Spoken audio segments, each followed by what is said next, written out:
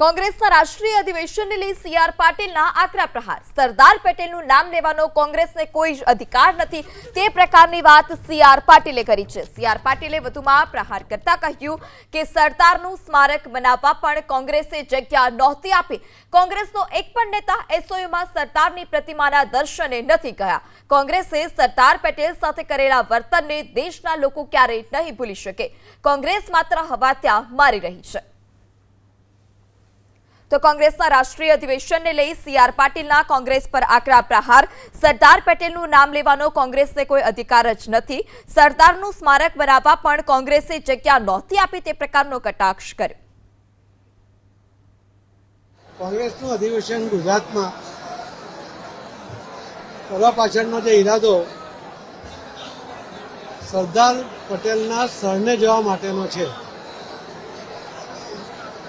અને એટલા માટે એમને આ અધિકાર જ નથી કે સરદાર પટેલનું નામ લઈ શકે। જે સરદાર પટેલે અખંડ ભારત બનાવવામાં જે યોગદાન આપ્યું છે એવા મહાન પુરુષને વિસ્તારે પાડવા માટેના તમામ પ્રયત્નો આ કોંગ્રેસે કર્યા છે। એમના સ્મારક બનાવવા માટે દિલ્હીમાં પણ કોઈ જગ્યા ક્યારે એમણે ફાળવી નથી અને માનનીય પ્રધાનમંત્રી શ્રી મોદી સાહેબ જ્યારે મુખ્યમંત્રી હતા ત્યારે પ્રધાનમંત્રી બન્યા પછી જે એમણે સરદાર વલ્લભભાઈ પટેલની પ્રતિમા કે એમનું જે વિશાળ કદ હતું કામનું એવી જ વિશાળ પ્રતિમા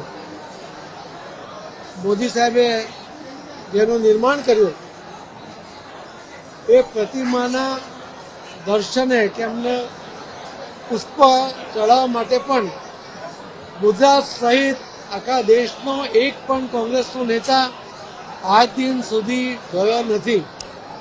જો એમને સરદાર વલ્લભભાઈ પટેલ માટે એટલું માન હોત સન્માન હોત તો એને વિસ્તારે પાડવા માટેનો જે પ્રયત્ન એમને કર્યો એના માટે એમને દેશની માફી માંગવી જોઈએ અને ભૂલથી પણ એમના સરદાર પટેલ અમારા હતા એવો અધિકાર લઈને રાજકીય જ્યારે ડૂબવા તરફ જઈ રહ્યા છે ત્યારે એ બચવા માટેનો જે એમનો પ્રયત્ન છે હવા ત્યાં મારવા જેવો છે।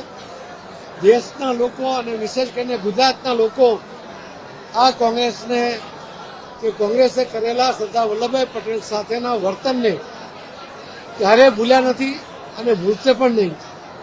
એમની જે અપેક્ષા હતી ગુજરાતમાં મહાઅધિવેશન કરવાની એ ક્યાંય સફળ થવાની નથી।